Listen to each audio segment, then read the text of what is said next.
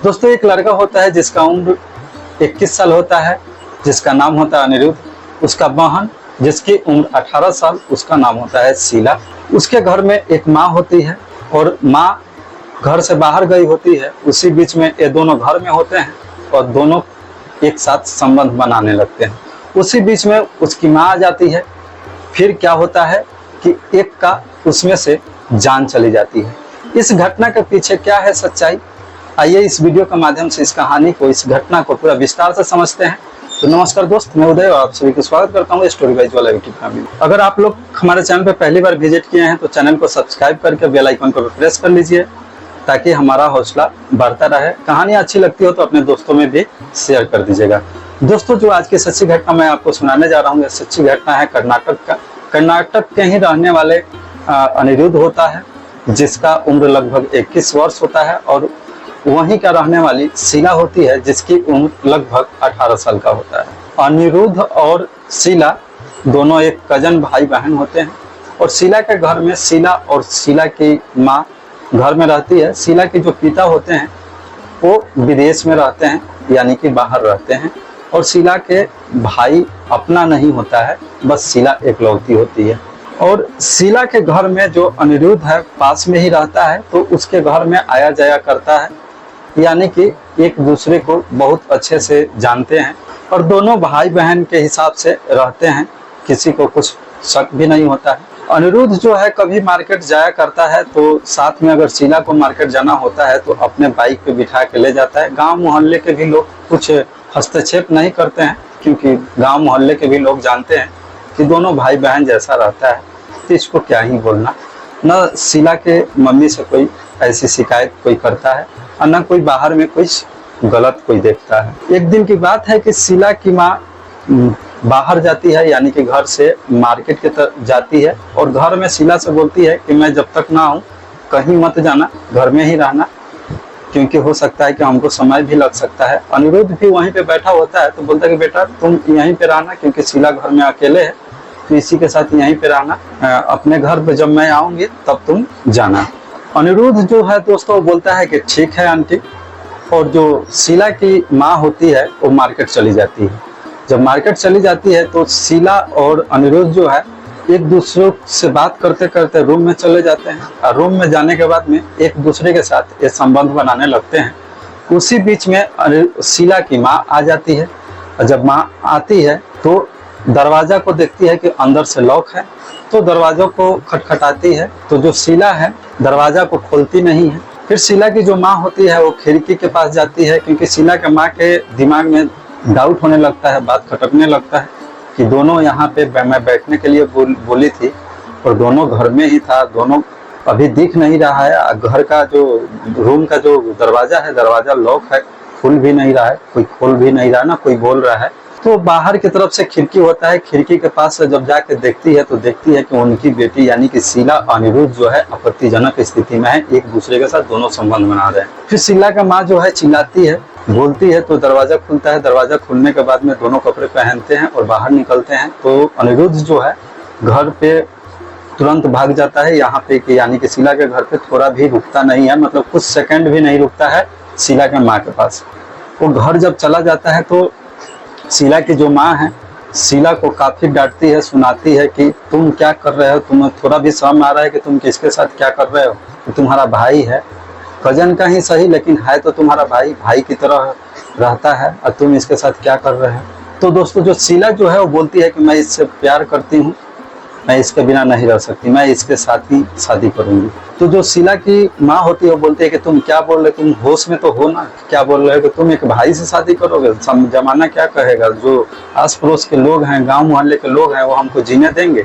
एक भाई और बहन के रिश्ते को तुम कलंकित कर रहे हो, शर्मसार कर रहे हो। और शीला को तमंचा भी 2-3 लगा देती है और बोलती है कि आज के बाद से ना अनिरुद्ध यहाँ पे आएगा, और ना आज के बाद से तुम अनिरुद्ध से मिलने जाओगे या मिलोगे या बातचीत करोगे। अगर बातचीत करते हुए हम देख लिए तो तुमको जान से मार डालेंगे। कुछ ऐसा धमकी देती है।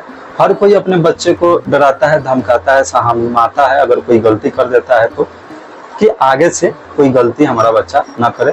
ऐसे ही शीला की माँ भी शीला के साथ करती है। शीला जो है उस समय कुछ नहीं बोलती है। जब रात में सोने जाती है तो उसको नींद नहीं आ रहा था, क्योंकि जो उसकी माँ उसको डांट लगाई थी, जो तमांचा लगाई थी, ये तमांचा शायद गूंज रहा था इसके कानों पर।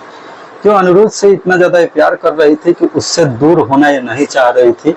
अनिरुद्ध को कॉल करती है और बोलती है कि देखो ऐसा है कि जो मम्मी है हम दोनों को एक नहीं होने देगी। अगर तुम हमसे सच्चा प्यार करते हो तो तुम आज हमारे घर पे आना। मम्मी जब हमारे नींद में रहेगी तो हम सोच रहे हैं कि अपने मम्मी को हम रास्ता से ही हटा दे ताकि हम दोनों का मिलन हो सके।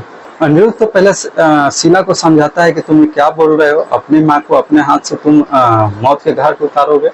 तो शीला बोलती है कि दूसरा कोई हमारे पास रास्ता ही नहीं। अगर तुम सच्चा प्यार करते हो हमसे तो आज तुम हमारा साथ दोगे, और नहीं करते हो तो कोई बात नहीं, आज हकीकत पता चल जाएगा कि तुम हमारे जिस्म से प्यार करते हो या तुम हमसे प्यार करते हो।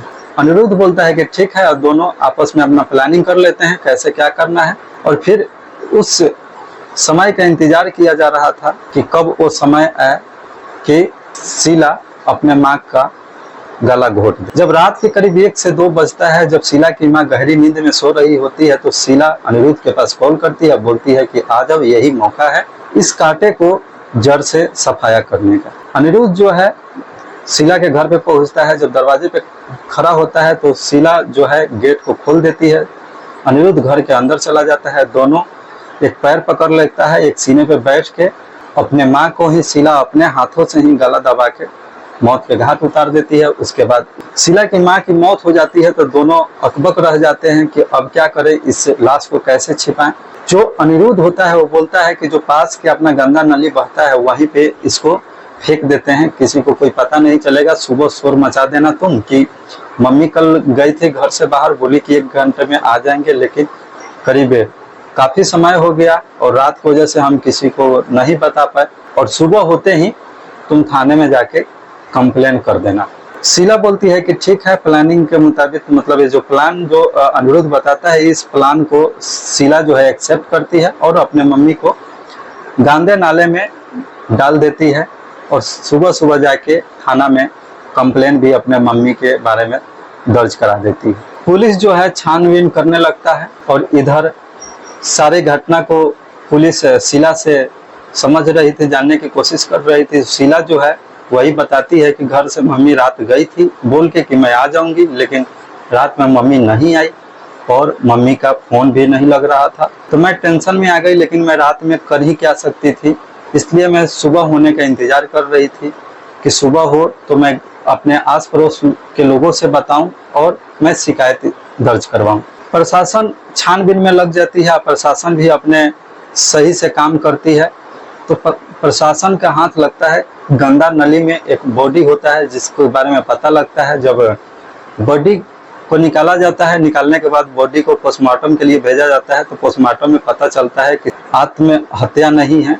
शीला बताती है कि हमारे मम्मी के ऊपर कर्ज भी हो चुका था और पापा जो है हमारे हैं 6 महीने से घर में खर्चा नहीं भेज रहे थे और मम्मी से बातचीत भी नहीं हो रहा था। पापा का कुछ आता पता नहीं चल रहा है। जो पापा का फोन है वो फोन भी स्विच ऑफ जाता है, हम लोग से संपर्क नहीं हो पाता है। तो मम्मी ने घर चलाने के लिए कुछ कर्ज ली थी, जो कर्ज नहीं चुका पा रही थी, तो कुछ लोग आके बोलते थे, तो इसमें हमारी जो मम्मी है टेंशन में रहा करती थी। पुलिस शीला के ऊपर थोड़ा थोड़ा डाउट करने लगती है। पोस्टमार्टम होकर आता है तो पता चलता है कि इसको 2 लोग मिल के गला घोटे हैं, गला घोट के मौत के घाट उतार दिए हैं।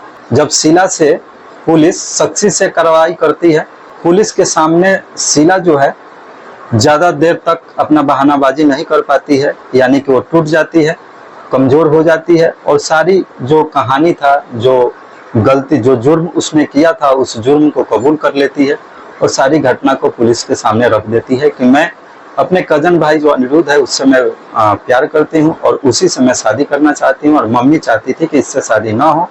अगर मैं इससे बातचीत करती तो मम्मी मेरे को मार डालती, इसलिए मैं मम्मी को ही रास्ते से हटा दिया ताकि हम दोनों एक साथ शादी कर लें।